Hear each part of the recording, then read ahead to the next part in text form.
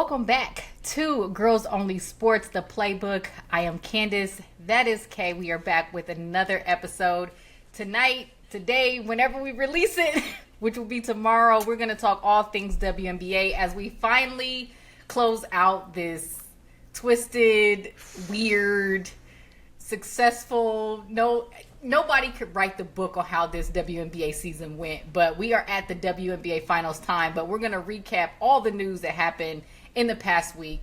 Follow us on all social media platforms, Girls Only Sports. I don't need to say them out. You know them. Instagram, Twitter, Facebook, all that good stuff. Our website, girlsonlysportsnetwork.com. Yeah. But you know them. Girls Only Sports, just type it in Google. Everything will pop up. So let's just get right into it. This past week in the WNBA potentially, the news hasn't stopped, and I'm all for it. It's messy too. We've gotten some great basketball. We've gotten some exciting basketball, as well as possible CBA insights. Yeah. Some of the best players. We're gonna get all into it. So first, let's talk about, some coaching changes that happened within the past couple of weeks as the WNBA season has ended. Noelle Quinn out of Seattle, Sandy Brondello from the New York Liberty, and then Chris Coklanes, from the Dallas Wings. All were let go by their teams. I will say, starting off, Noelle Quinn's firing as well as Chris Coklanes, not shocking. Yeah, I was going to say that it goes expected, shocked, needed. Expected. Yeah, needed. I like needed that. Months ago. I like that. First with Noelle, she just ran. It's sometimes as a coach you run into a situation where you just face a better team who has a little bit better luck. She had the players. She had Sue and Stewie one year. Lost a couple of players when Stewie went to New York, but then brought in NECA and Skylar and drafted Dominique Malunga and, Gabby Williams. They had a squad, made a trade for Brittany Sykes, but once again, probably for the last, 4 years or 3 out of 4 years, they ran into that buzzsaw in Las Vegas. And it was kind of the writing on the wall that Noelle Quinn was probably not going to be brought back. The other kind of noted... the sticking out point for her firing is she was the last African-American female coach in the WNBA. They are no longer. So we'll see if we have the season next year. We'll see what will happen with her, but expected. Shocked. Sandy Brondello. Appalled. You just won a championship last year. I want to know the reasoning. Yeah. One, I'm a Sandy Brondello fan. I'm gonna be honest. I'm not a Liberty fan, but I'm a Sandy Brondello fan, and I'm talking OG, Phoenix Mercury. Phoenix, Sandy Brondello fan. I think she's an excellent coach. Again, like I said, you're coming off of a season where you won a championship. You made it still to the playoffs. You had a season where you dealt with some things, but at the end, you guys still were making runs, especially the beginning of the season. You looked great. Middle of the season, you looked good. And then It kind of fell off, and then playoffs happened, and, you go out first round. But I don't think that warrants a firing. I just truly don't. I need to know the reasoning for that. Yeah, I'm with you. And then, Stewie, after they got eliminated in that first round matchup, she was just like, what? And then a couple of days later, the news came out that Sandy was fired.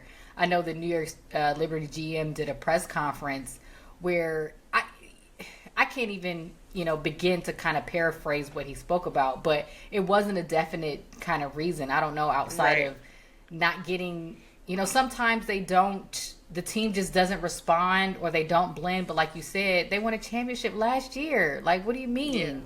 Yeah.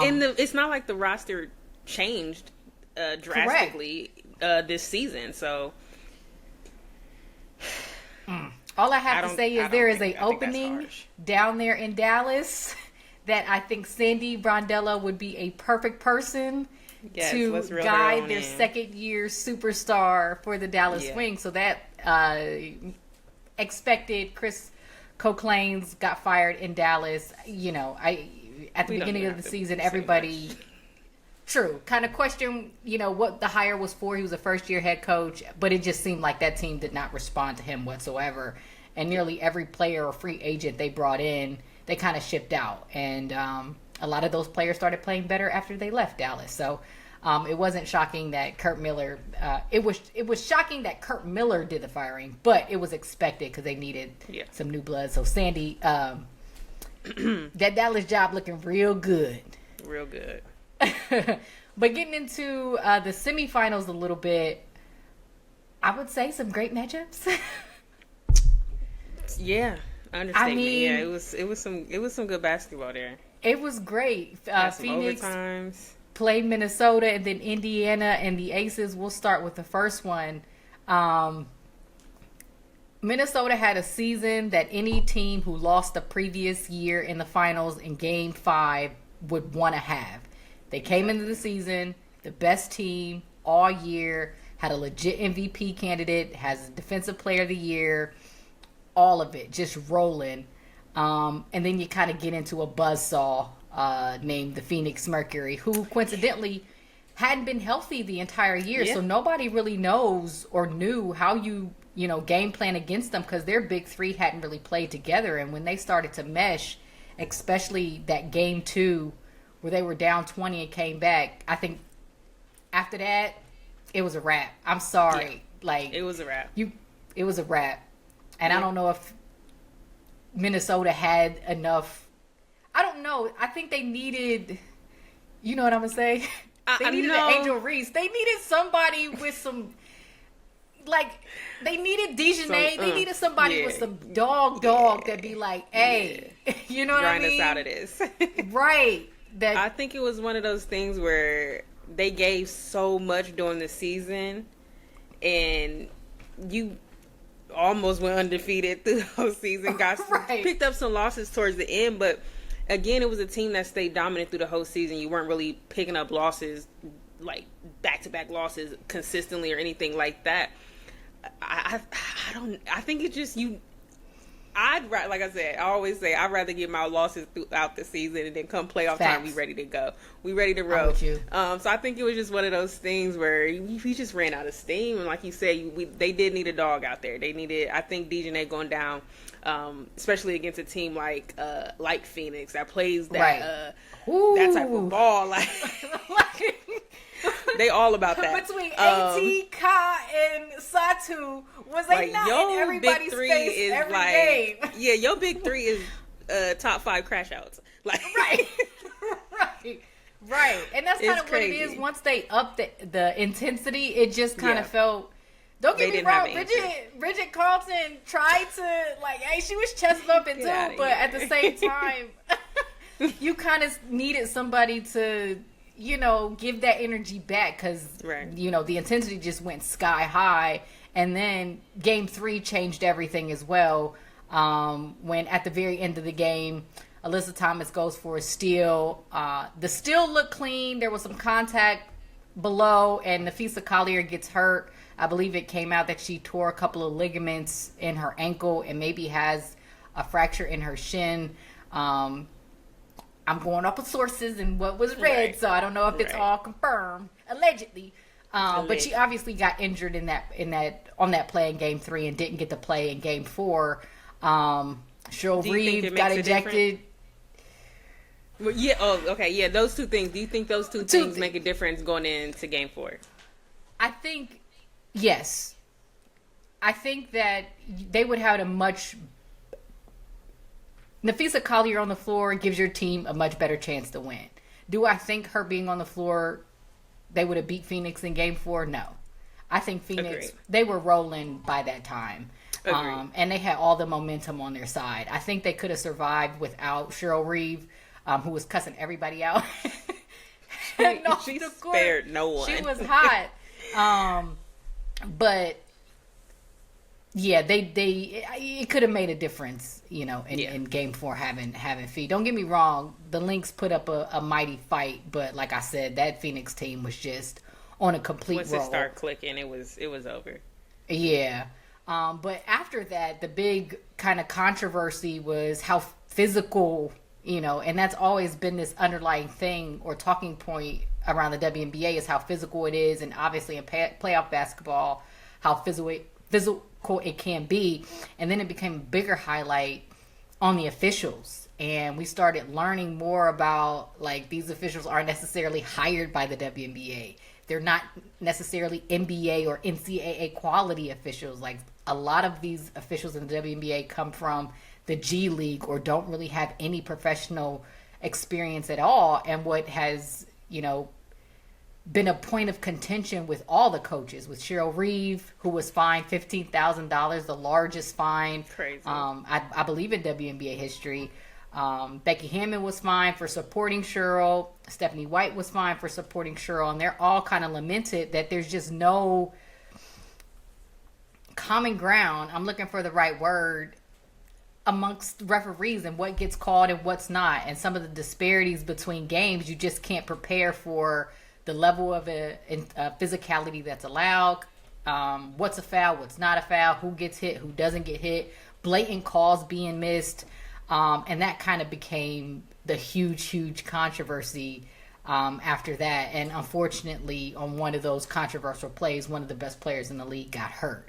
Right. But what can you say? The Phoenix Mercury make their way to the finals, their first since 2021. But we'll talk about them a little later when they face their opponent. So before we get to the next series, Napheesa Collier, who we spoke about, who was pretty much the MVP frontrunner at the beginning of the season, but one of the best players in the league, decided to get a written statement during her exit interview that kind of lit the WNBA world on fire, so to speak. And she used that time to essentially say that the WNBA's leadership, and very poignantly, calling out Cathy Engelberg, the WNBA commissioner, saying that we have the worst leadership in the world. Some of the things that she said was, it's the lack of accountability from the league office. She quoted Cathy in saying that only losers complains about the refs. She quoted Cathy as saying, Caitlin should be grateful that she makes $16 million off the court, because without the platform the WNBA gives her, she wouldn't have anything. She also was quoted in saying players should be on their knees thanking their lucky stars for the media rights deal I gave them.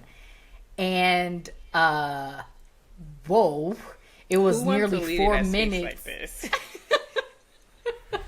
It was like 4 minutes of Phee very professionally and the same tone.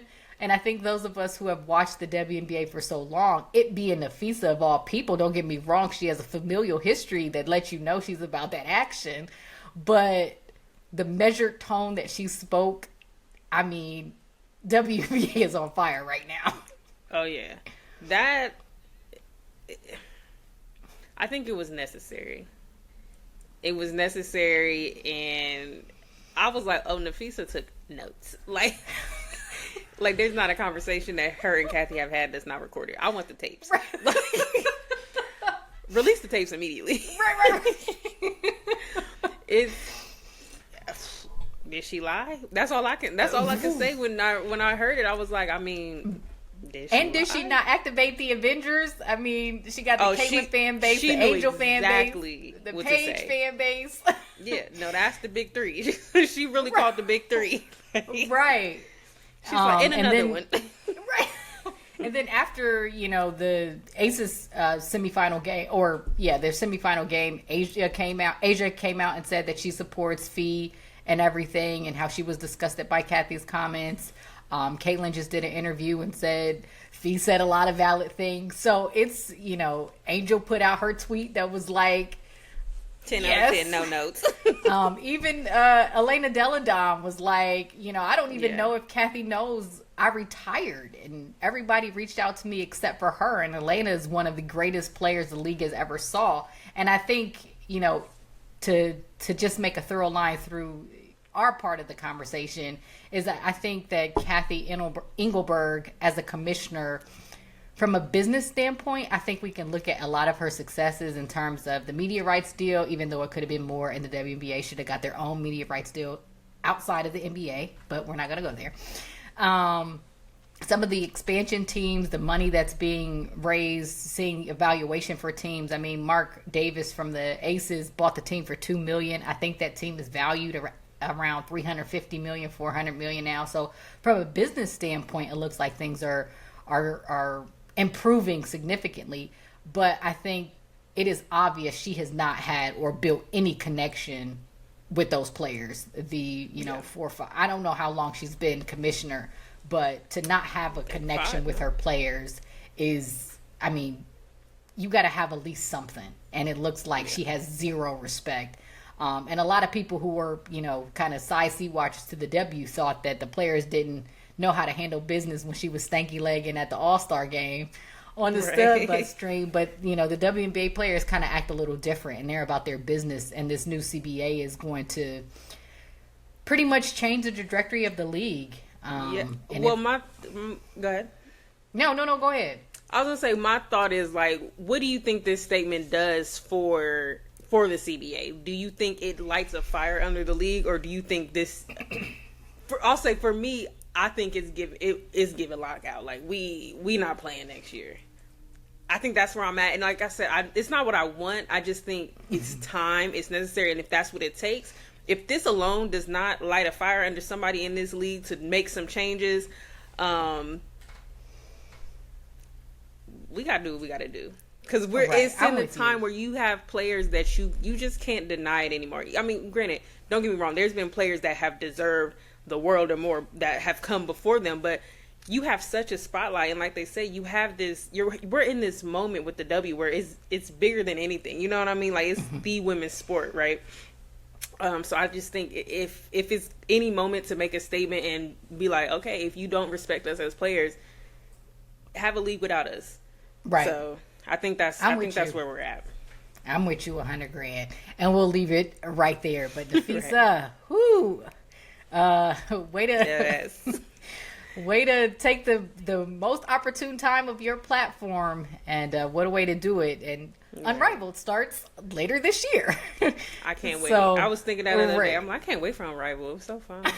Good times.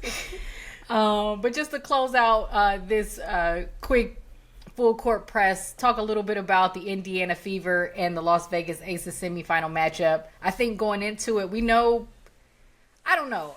I've been an Aces fan. I don't have high expectations for them this year.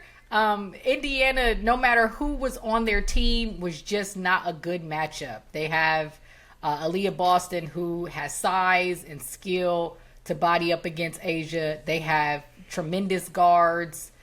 Say what you want. We'll talk a little bit about her in a minute. But Kelsey Mitchell, who's an MVP candidate and a legit flat-out scorer. Odyssey Sims, who has tried to find her way into the league, has proven that she needs a permanent spot. But they're just mobile and quick. And this Aces team, even though they had that long 16-game win streak, this was not the same Aces team coming into the semifinals. Just how do you even wrap up what this semifinals was? Like, it had no rhyme or reason to it. And then that game 5, my mind is still blown. Like, the Aces are the first team to accidentally make the WNBA finals. That's exactly what it was. They slid on in by the skin of their teeth. Like, what? It was a good semifinal in the sense that it gave you the drama. Right. However, was the drama good? Because I think, again, I hope Kathy don't find me. The officiating was absolutely horrendous in this series.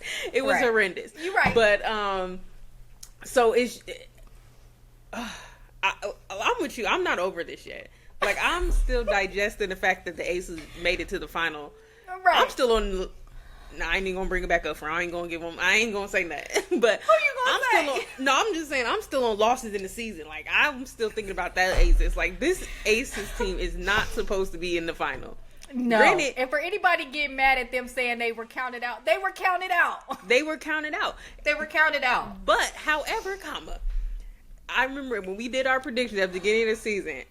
I think me and you both put Aces in the final. We sure did. We And said I Aces said, Fever. Aces Fever, and I said, I don't care. I ain't counting out the Aces. Like the Aces are, you got to beat them, and I think that's what it was. You had to beat them. Like, and they had that game 5 at home. I was like, that was a saving. There were a couple. They got lucky, and sometimes the basketball gods, the ball falls that way. I mean, once again, you had Asia drop 35, 8 and 5, 6, whatever ridiculous stat line she did. Jackie Young scored 60 points. But then the other guards in overtime kind of stepped up. But the story of that game, at least game 5 to me, was not the Las Vegas Aces. It was the Indiana Fever. I mean, nearly your entire team is hurt, including starters are hurt. Caitlin Clark has been out for majority of the season. Sophie Cunningham is out. Ari McDonald. I think if Ari McDonald paired with Odyssey Sims and Kelsey Mitchell, I think they beat the Aces. I think so. Because Ari McDonald had that team rolling. But even in this game, Odyssey Sims had 27 points, played spectacularly. And then Kelsey Mitchell gets hurt. And then it was devastating how she got hurt because it looked like cramps, but then they brought the stretcher out. And then to have the team have to experience that, then take a team to overtime and still wouldn't go away. Shea Petty, Brianna Turner, Natasha Howard, Aaliyah Boston fouls out, and they're still competing to the last second. Like, shout out to the Indiana Fever and Stephanie White, because that was not supposed to happen. Listen, this whole season wasn't supposed to happen for them. Like, they was not supposed to make it this far in the playoffs, let alone the playoffs alone, let alone this far. I'll admit, I think I said first round for them. Like, they ain't making it back round, and they said who? So shout out to the Aces. Shout out to the Fever.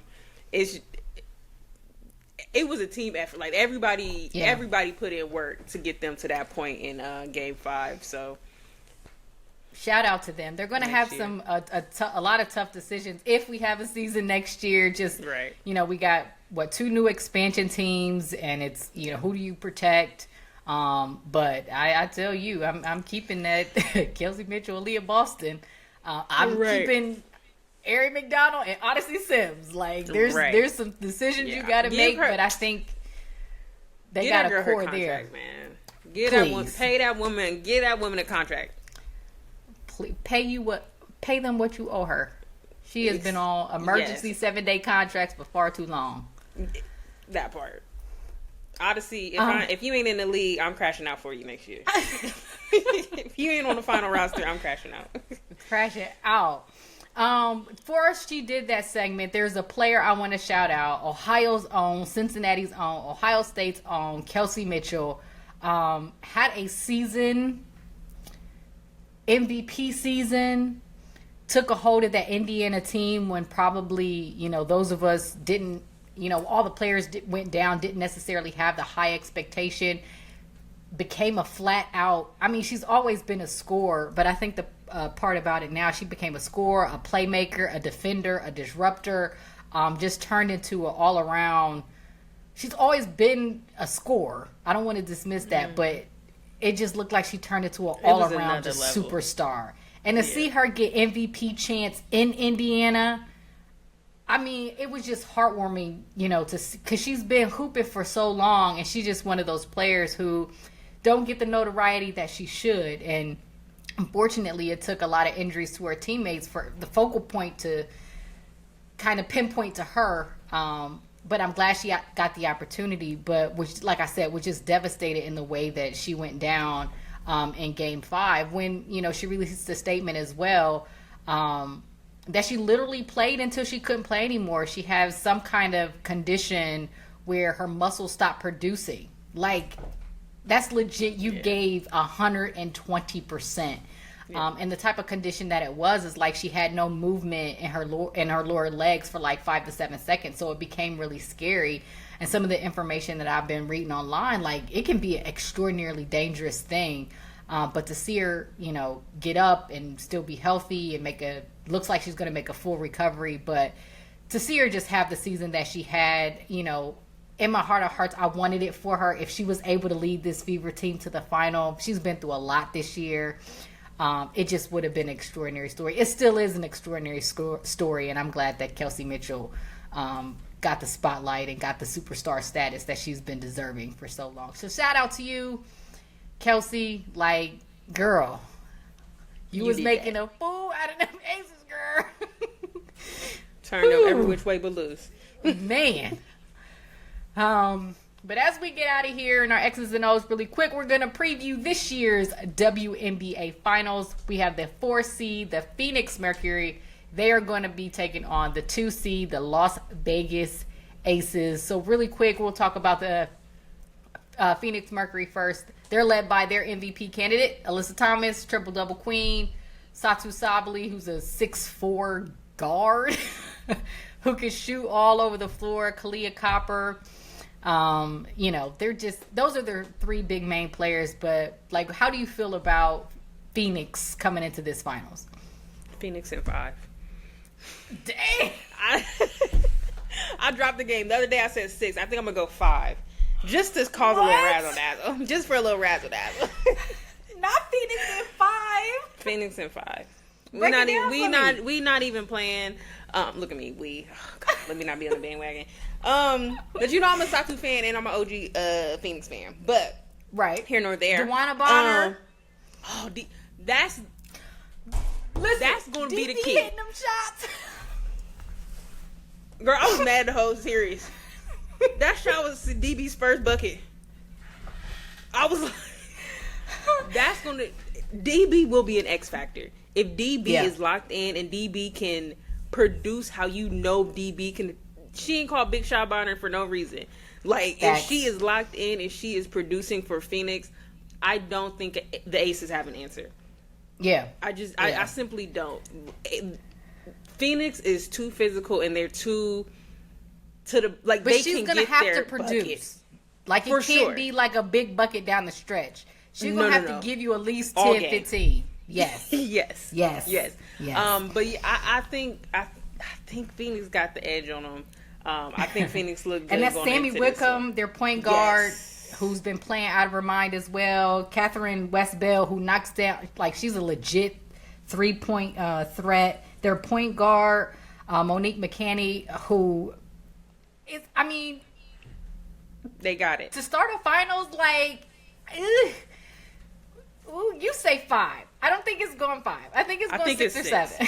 I think it's going 6. I'm being dramatic. I'm being extra with it. Because Satu was mad at all the journalists. So Satu, right now, right here, I got y'all in 5. If y'all can make it 6, okay, cool. But I don't want to be on Satu's bad side. That's all I want. Right.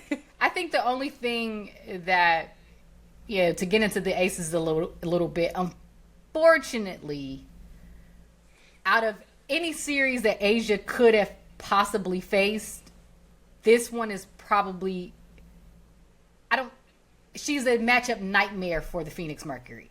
Singularly. I can't speak about the rest of the Aces because, sorry to all the Aces fans and all the Phoenix fans. Yeah, I think Jackie and Ka kind of cross each other out. You get bucket for bucket, defender for defender.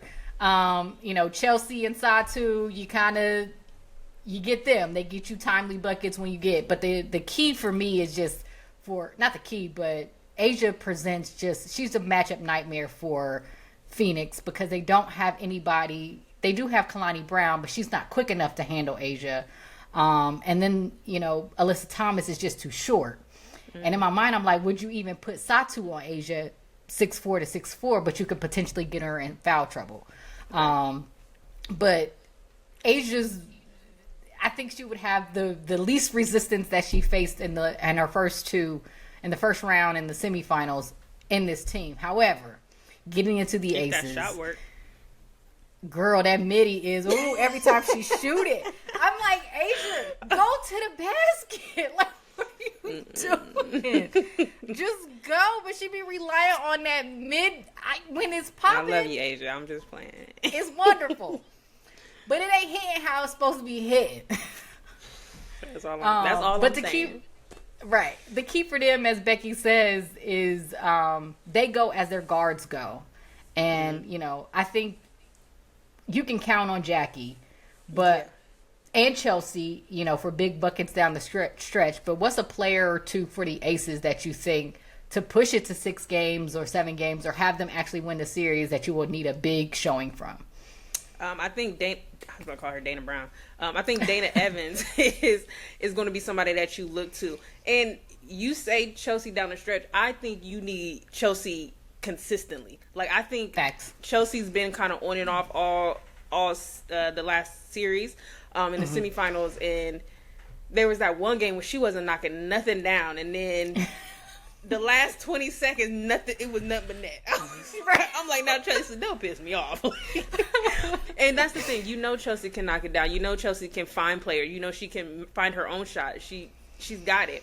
I think you need a consistent full 40 from Chelsea. Yeah. And then also, like I said, Dana Evans, I think, is playing phenomenal. I think she's a player that I've always had some comments about Dana Evans. I won't lie about it. But I think she's proven me wrong. I'll say that. Yeah. Especially in that last series, I think she played excellent. So she's going to be a player that I look to. And again, I would put her in my starting 5. But again, coming off the bench, it looked good. However, I think you need from go in this against Phoenix. I need Dana Evans, the first player off the bench. Yeah. Like, all respect to Jewel Lloyd, who hit some timely baskets and got some offensive rebounds. But at some point, you're going to need all 5 players to be scoring. And I think you need Dana Evans to be that first player off. My player is Napheesa Smith. I think if any player that can really make a difference here, because so much attention is going to be on Asia, they're probably going to have to throw 2 or 3 players at her. If Napheesa Smith averages double figures, I got the Aces winning in a good 5-6 games. If she does not, or is inconsistent game to game, then I think it's going, like every other website reporter, got to go on 7. But I think she's going to be the key. If she can produce offensively, then I think the Aces take it. But if she doesn't, this is going to be a real drag-out series. I think the only way it goes 7 is... I don't think the only way the Aces win is if it goes 7. Probably. Look, it's game to game. I can't disagree with you, girl. That's my prediction. I'm like, if it goes 7, I got Aces. 5, 6. Not them tiptoeing in the finals anyway. So you got the... No. We sticking to what you said. You got Phoenix in 5. 5 of them. I got the Aces in 6. But in the event that Phoenix wins, who's your finals MVP? Ooh, I think it's got to be AT. I think AT's been the backbone of that team, like, through this whole... Well, I don't know. Satu's been playing great, but it's been on and off a little bit right now. It's been a little late in the game. I think AT's been consistent.